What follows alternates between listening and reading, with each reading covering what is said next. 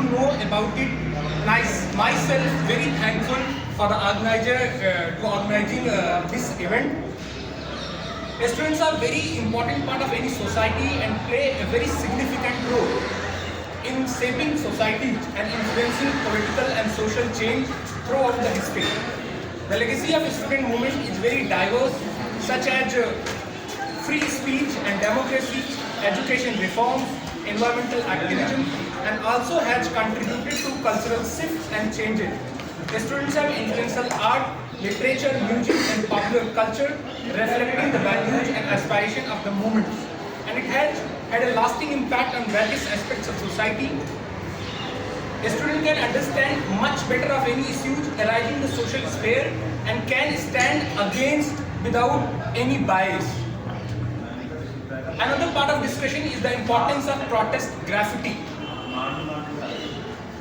The graffiti is an art form that allows artists to express themselves, their culture and their history, and a tool of resistance, reclamation and empowerment to make the artist earn space for expression and popular education.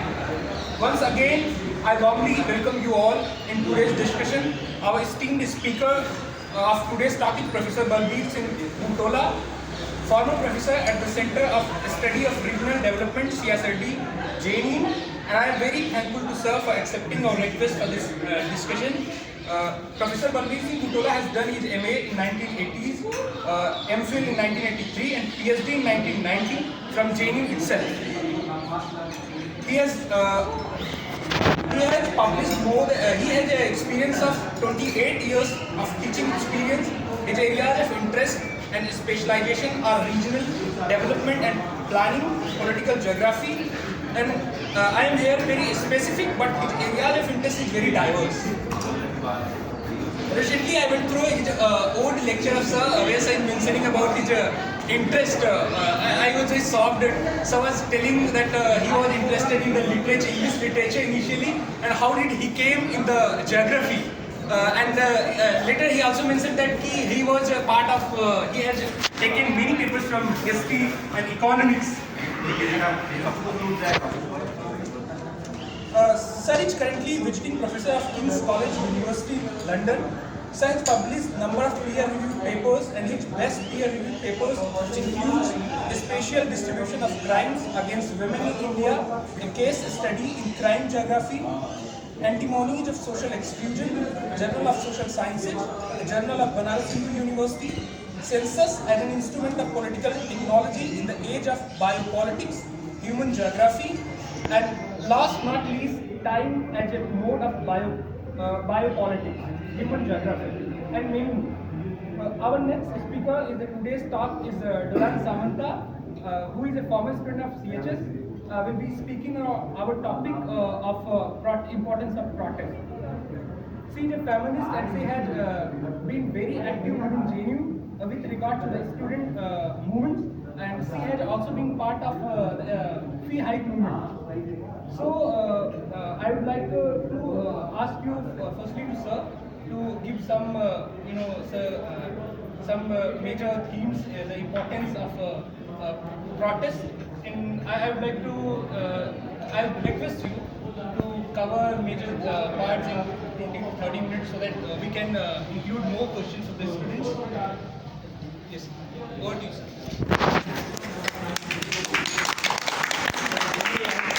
I am thankful to the student of CHS. And it is over the years things have changed. Earlier, JNU did not go by discipline. There are nothing like CHS, CSRD or CSP. In fact, these are centers. They are not departments. So what he said that I have done around 6 to 7 papers in history. And similar 6 to 7 papers in economics. And you could go to these classes and whatever credit you already.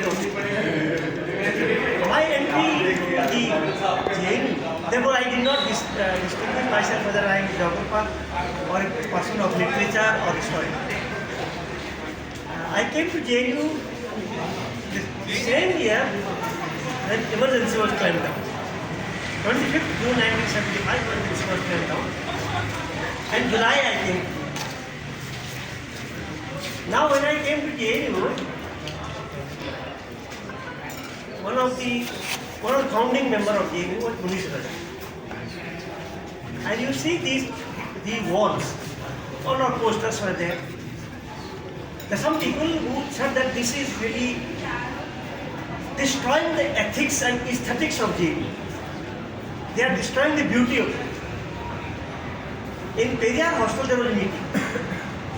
Munish Raja said that you go to some other universities of the world, good universities, and also India.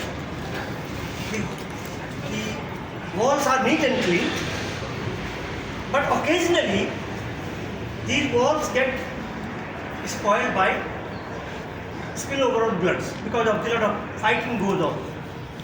In JNU, it does not take place. Because whatever anguish, anger you have, you are given that scope to express yourself in diverse ways. Through graffiti, through posters, through slogans, through masal gulus, through hunger strikes. And in JNU, the protest was again different. No, our digestion used to go bad if we do not protest. And the mode of protest was that the vice chancellor used to sit there. We would say, we are under ghirav. Sometimes no student was there, only a carpet used to be there, and vice chancellor would sit in the chair. Why don't you? No, I am under ghirav. This was the kind of situation. Can you believe me? We had a dean called AJ. He was there in political science and political. He came, there was no water in the hospital. And we protested while there is no water. Can you believe the dean itself joined the protest? To the vice chancellor. Why there is no? This was the kind of situation, the division was not there between the students. This was possible because this postering, these cartoons, this graffiti used to break all the barriers of class, creed and status. In 1981, a pamphlet came to JNU, and that was the last of it. The pamphlet was around 6 pages. The title of the paper was Bura Na Mano Holi Hai. All the who's who of JNU, including the Chancellor.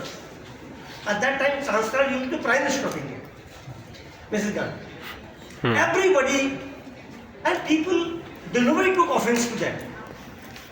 Munish Raja was still, he said, listen, this shows the maturity of an institution. If you cannot have courage to laugh at yourself, then you have no scope of improving yourself. Now I am going back to the modes of protest. You know, the first graffiti of historic importance started in 1593 by Martin Luther at Wittenberg Church. These are graffiti, those 95 articles that he wrote against church. Graffiti was basically considered, it's an Italian word. Graffito is the singular of the graffiti in Italian word. It means basically unauthorized, illegal way of expressing your opinion against the power that may be. The power could be spiritual power, the power could be economic power, the power could be political power, the power could be intellectual power. And Martin Luther's 95 articles on Wittenberg Church were the first instance of graffiti. Graffiti basically means scratching.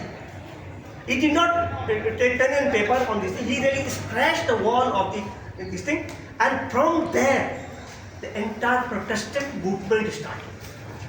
When he wrote this thing, there was no, when you are writing an article against the church, against the institutions, you are protesting. And if you can protest the established institution, then there is nothing in the world that you cannot protest. That was the message of that. Subsequently, when it started in 93, in fact, in Spain or in France, that and you put that one. Then two other big graffiti examples came up. One was by Rebellia, François Rebellia. François Rebellia, the French literature has only one epic. In India, whether good or bad, single author has 21 epics. Tulsidas, I think he was writing only epics and nothing else. But the English literature has only one epic, Paradise Lost. The French literature has only one epic called Gargantua and Pantagruel by François Rebellia. This started as a graffiti. What they did is that, and it was also the beginning of the French Renaissance. In fact, graffiti got its position in historically because of the French and Italian Renaissance. In Italian Renaissance, it was basically Cervantes. Don Quixote, the Sancho Panza, what basically represent the lower rung of decadent aristocracy, feudalism, because in 1588 Spain lost a war of Spanish Armada. You know, against whom? Not against the British Empire, which is historical. Lost against three pirates. Three pirates, Francis Drake, John Hawkins, and Raleigh. They were three pirates and they lost. As a result of the French, or the Spanish, who had basically become the ruler of the world at that point of time. Spain was the center because of the Columbus and all these things. Whole Latin America was with them. When they lost this war, then this caricaturing, it started the Sancho Panza. It was basically, Cervantes wrote this in a 5-volume fiction. 5-volume fiction. Subsequently, it was converted into a proper fiction. But otherwise, it also started as a graffiti of caricaturing and also illegal and unauthorized. But at the same time, it also had a very strong message that you claim to be the ruler of the world, but you lost a war to the pirates. And just imagine. And these pirates were basically, they were also suitors of Queen Elizabeth. They wanted to marry Queen Elizabeth. And Elizabeth, the way the smart that she was, she told them, okay, you go ahead, I will think later on. And when they defeated, Sir Philip Sidney told you arrest them and hand it over to them, she knighted him. So that's the kind. All these were depicted into the graffiti. This was the beginning of the graffiti movement. Subsequently, what actually happened thereafter, graffiti became an important mode of protest. What kind of protest was that? First of all, it was what is today a word called the most unlikely word, Hamas. Hamas basically means resistance. Hamas is an Arabic word for resistance. Graffiti became a tool of resistance. I told you resistance against the church, resistance against the aristocracy in Spain, and also resistance against the power that may be. In England, subsequently in the first head of the English Revolution, or what you call the British Revolution, Addison and Steele, they brought out a paper called the Spectator paper. And subsequently another paper was brought out called the Pickwick paper. These papers were also caricaturing, cartooning, but also full of graffiti. What they said is that unless you criticize the aristocracy, not only economically you overthrow them, not the merchant class only comes up and throws, you have to overthrow them mentally. As a result of that, they said graffiti should work not only at the level of appearance, but graffiti should hit at the intellectual level. Subsequently, in the when the French industrialization did take place, the Napoleonic Revolution did take place, there was a great, and I consider him one of the greatest literary figures in the world. His name was Honoré de Balzac. Honoré de Balzac wanted to map the French mind in post-Napoleonic era. And he said that in post-Napoleonic era, the famous book of his is called The Lost Illusions. He said that history has been reduced to, or history has degenerated first to the biographical history, taken it from the mythology-based history.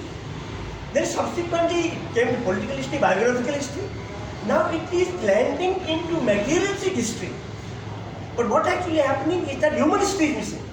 And therefore he wrote 92 fictions on the Balzac by depicting the mind of the people through literature. So if you really want to read the post-Napoleonic French social mind, Honoré de Balzac wrote the 92 fictions, The Lost Illusions being as one of the most important. Now what actually happened, what they were doing? He said that we have to find out what maps the mind of the people. The class relation, the structures maps the basically what is visible. What the mind mapping does or what graffiti does is something more encompassing than piecemeal history.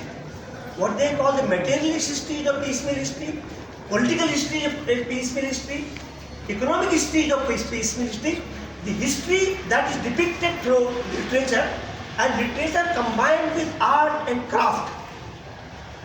One of the biggest breakthrough really came into the history of graffiti. At least you must, this is called hard field. Hard field was and it's very interesting about this person also. He was born to a poor peasant family in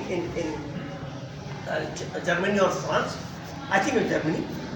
The parents were so poor that they dumped them in on the Alps for 4 days under snow cover because they have no food to feed the children. They were picked up by a father, a church person. They were born and brought up. This fellow, he said that okay, what the Americans, the British, the Russians are doing, what the world is going to do to destroy Hitler. Hitler cannot be destroyed by the way you are doing it. Economically, industrially, through armies. Hitler has to be destroyed in terms of psychology, and he started using graffiti as a weapon of war. An entire persona of Hitler was demolished brick by brick, but the way he brought out these voluminous graffitis. And with this illustrious history of that, it really came up some of the greatest advantage of graffiti is number one.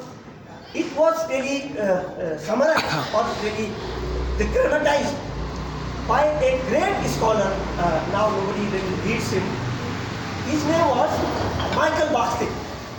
Michael Bakhtin was a Russian rebel under Stalinist regime, but he was a slightly differently able person. He was partly imprisoned, partly all these kind of things.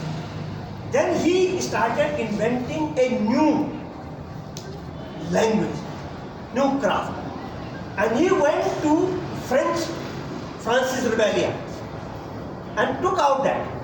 He said, first of all, a graffiti is different from history, graffiti is superior than literature, graffiti is superior than philosophy, graffiti is superior than politics because of the following things. First thing he says is that it is heteroclassic.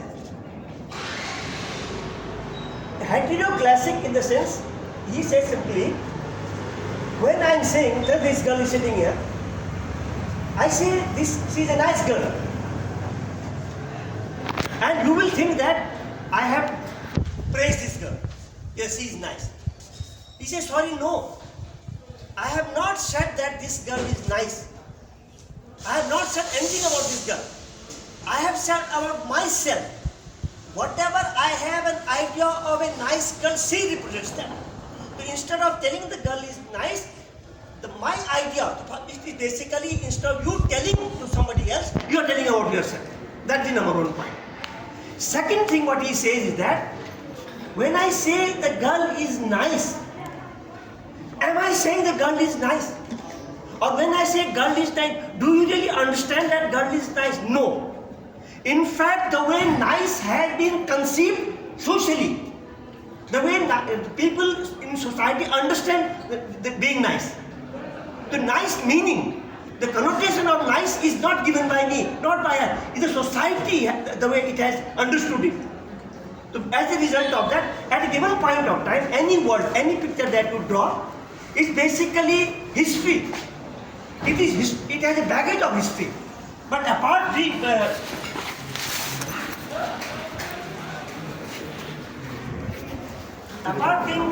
it is contemporaneous.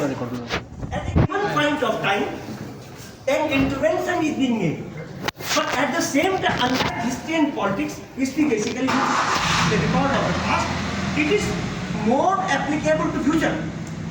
Graffiti is contemporaneous. It's rooted in the past, but at the same time, it has a big opening towards the future.